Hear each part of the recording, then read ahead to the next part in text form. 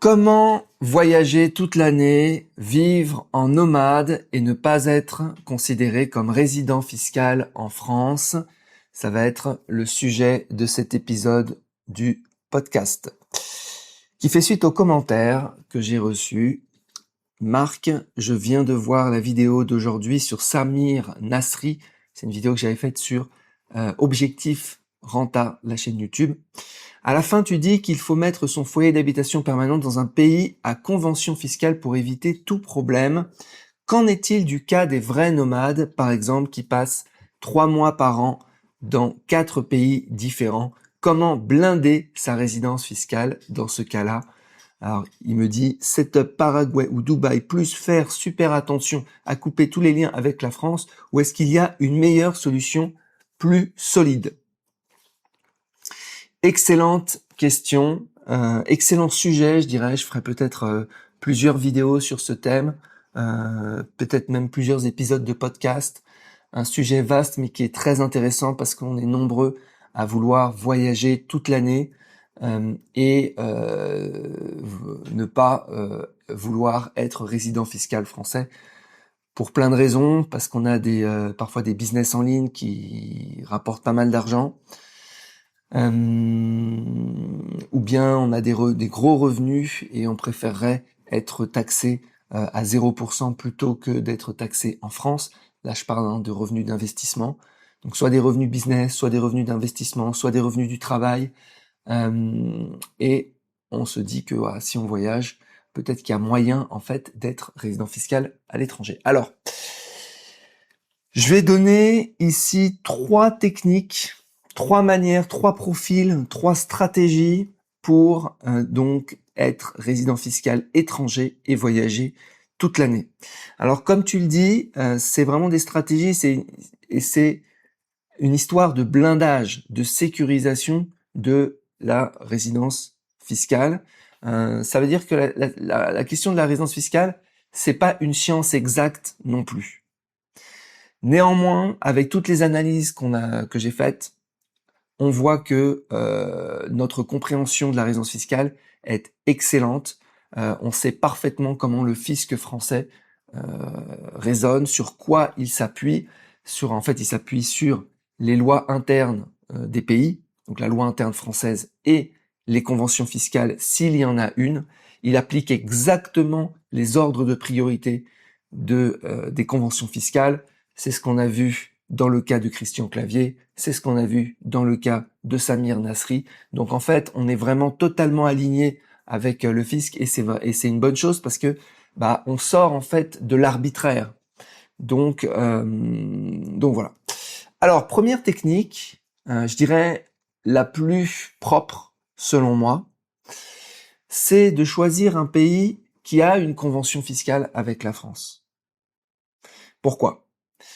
Parce que quand il y a une convention fiscale avec la France, elle prime sur la loi interne française, c'est-à-dire l'article 4B du CGI. Et donc, on n'a pas à invalider les critères de résidence fiscale française qu'il y a dans l'article 4B. Parce que si on rentre dans cette invalidation, c'est plus compliqué. Donc, c'est essayer de trouver un pays avec convention fiscale et de devenir résident fiscal de ce pays. Et je prends un exemple, la Thaïlande. Alors si possible, évidemment, choisir un pays où il y a une fiscalité soit du 0%, c'est une fiscalité territoriale, voilà, soit fiscalité très faible, très douce. Ok. Alors en Thaïlande, par exemple, là je prends juste l'exemple de la Thaïlande, mais j'aurais pu prendre par exemple les Philippines, la Malaisie, Singapour, Panama, etc. J'aurais pu prendre d'autres. Bon, là je prends juste, je prends la Thaïlande. Thaïlande, fiscalité très douce, puisque c'est une fiscalité territoriale. Si on ne ramène rien en Thaïlande, c'est 0%. Les revenus de source étrangère ne sont pas taxables tant qu'ils ne sont pas ramenés en Thaïlande. S'ils sont ramenés en Thaïlande, pour la fraction qui est ramenée en Thaïlande, c'est taxable en Thaïlande. Voilà. Donc, on se dit, voilà, on va devenir résident fiscal d'un pays avec convention fiscale et fiscalité douce, comme la Thaïlande. J'évacue évidemment, je l'ai pas précisé, mais il n'est pas possible de ne pas être résident fiscal d'un pays dans le monde. Parce qu'il y en a qui voyagent toute l'année et ils disent bah finalement je suis résident fiscal nulle part. Ça n'existe pas. Ok. En définitive, si vous pensez que vous êtes résident fiscal nulle part, au final, vous êtes résident fiscal français dans votre pays de nationalité. C'est le dernier critère des conventions fiscales. De toute façon, vous atterrissez. Si vous ne faites rien, vous atterrissez en France. Donc, vous choisissez un pays, comme la Thaïlande. Et ce que vous allez faire, c'est que vous allez regarder la convention fiscale. Et la convention fiscale France-Thaïlande, elle est basée sur les critères de l'OCDE. Donc, elle est classique, en fait. Et vous allez essayer de valider le meilleur critère de la convention fiscale, c'est le critère numéro 1, pour ne pas descendre dans les critères numéro 2, 3, 4, qui sont plus sujets à interprétation. Okay. Donc, vous validez le premier critère. Le premier critère, je vous le lis. Cette personne est considérée comme résident de l'État contractant où elle dispose d'un foyer d'habitation permanent, point. Vous arrêtez à cette phrase.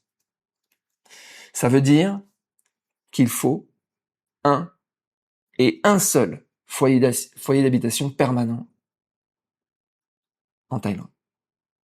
C'est-à-dire pas de foyer d'habitation permanent en France, ou rien qui puisse être considéré par l'administration fiscale française comme un foyer d'habitation permanent en France. C'est-à-dire pas d'appartement vide où vous revenez de temps en temps, ou vous payez l'électricité à l'année. Non. Donc, un foyer d'habitation permanent en Thaïlande, ça veut dire un contrat de location long terme en Thaïlande, annuel, ok. Et donc voilà. Donc à la base c'est ça. Et là vous êtes bon au niveau de la convention fiscale. Okay. Un contrat. Alors c'est pas forcément un endroit où vous allez vivre toute l'année. Ok. Vous pouvez avoir, mais il faut que ça soit une résidence personnelle, pas une boîte aux lettres ou un truc. Non non non, un vrai truc, un vrai appartement de logement avec un vrai contrat de location fait avec une agence ou avec le propriétaire. Pas un Airbnb, pas un hôtel.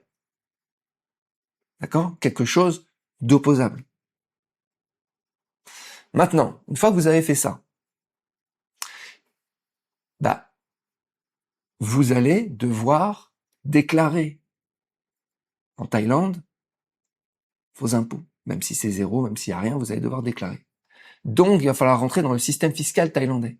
C'est-à-dire avoir le TIN, Tax Identification Number. Tout ça, c'est pour renforcer votre résidence fiscale en Thaïlande. Parce que si vous dites, j'ai un foyer d'habitation permanent en Thaïlande, mais je ne déclare rien et je n'ai pas de numéro fiscal en Thaïlande, c'est fragile.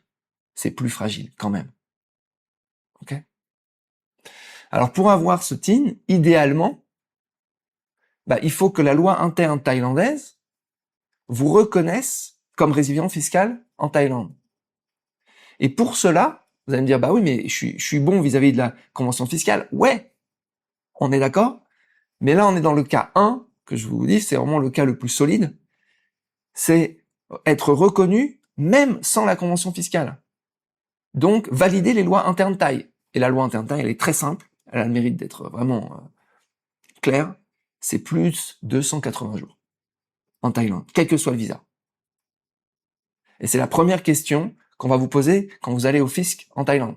Ils vont dire, monsieur, est-ce que vous êtes resté plus de 180 jours? Si oui, ils vont vous donner votre numéro de taxe. Sinon, ils ne vont pas vous le donner. Donc, premier cas, c'est, donc le nomade à l'année, c'est 1, il prend un foyer d'habitation permanent en Thaïlande. 2, il fait 180 jours en Thaïlande avec son TIN et il fait sa déclaration. Et il aura même aucun problème à avoir son certificat de résidence fiscale. Comme ça.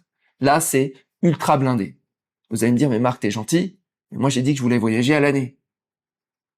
Dans mon premier cas, tu vas voyager la moitié de l'année. Ok, une demi-année.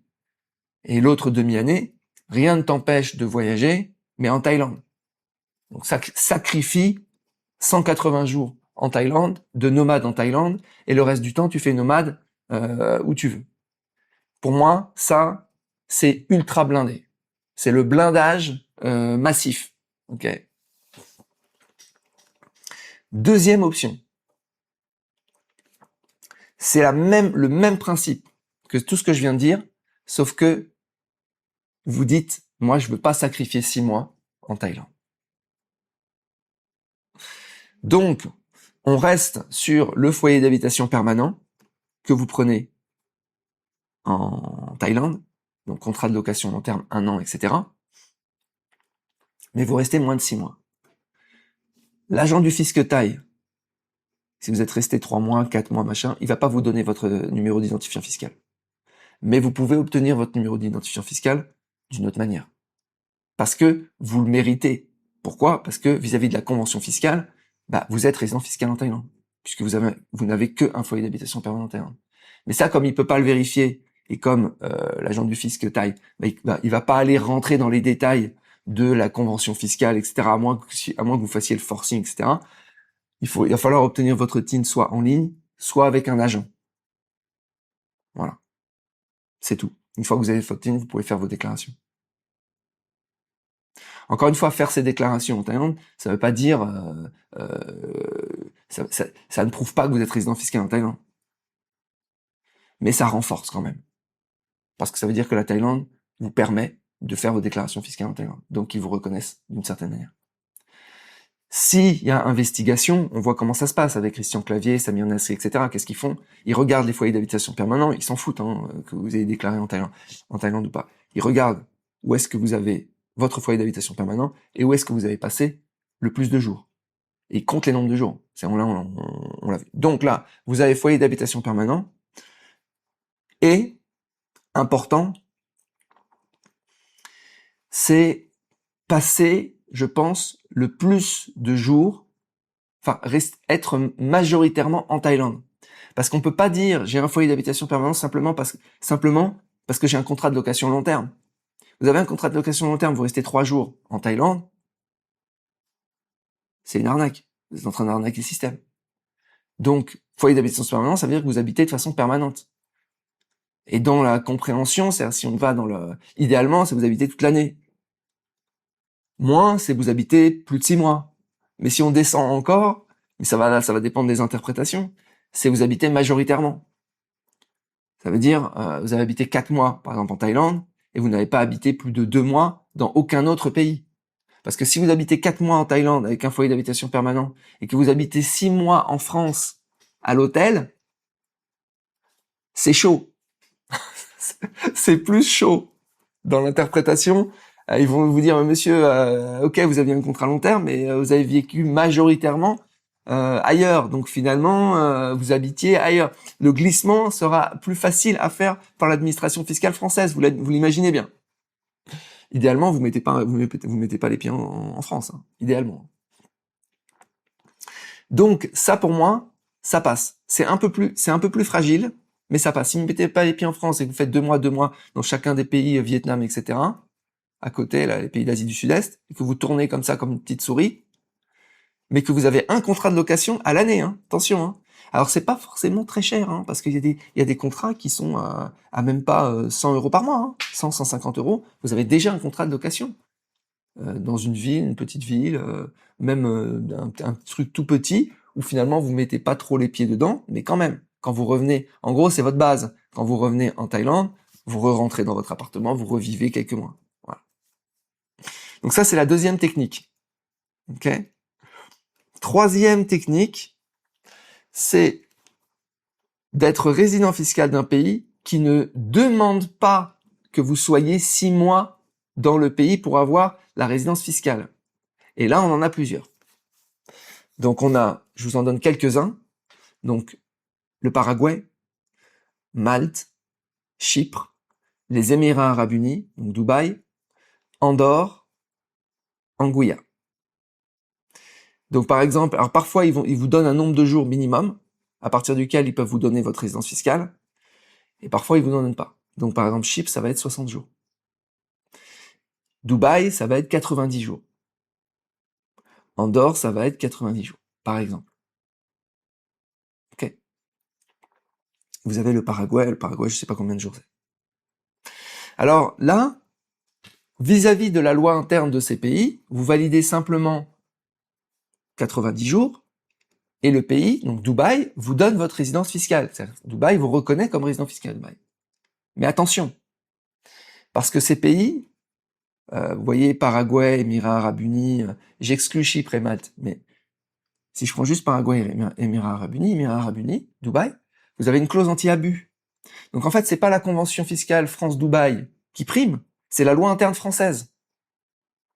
Donc quand bien même Dubaï vous reconnaîtrez, c'est le cas, on est dans le cas de Samir Nasri, qui dit je suis résident fiscal à Dubaï, il fait ses déclarations fiscales à Dubaï, mais la France lui dit, Coco, non mon pote, t'as beau faire tes déclarations, t'as beau, Dubaï a beau te considérer comme résident fiscal, nous, la France, vis-à-vis de nos lois internes, te considère comme résident fiscal en France. Et tu ne peux pas te protéger derrière la convention fiscale France-Dubaï, parce que cette convention fiscale est très particulière. Elle est vérolée. Elle n'a rien à voir avec toutes les autres conventions fiscales. Elle contient une clause anti-abus qui dit que la loi interne française prime sur la convention fiscale. Donc, il faut, dans ces cas-là, pour être un nomade à l'année résident fiscal à Dubaï, c'est possible, 90 jours, ok, mais vous devez, en plus, invalider toutes les règles de la loi française, de l'article 4B. Et donc, donc là, on reboucle sur le centre d'intérêt économique, ça veut dire, en gros, fermer tous ses comptes bancaires en France, ne pas avoir de patrimoine en France, ne pas avoir de famille en France, ne pas avoir de revenus de source française, etc., etc. Donc là, c'est extrêmement contraignant.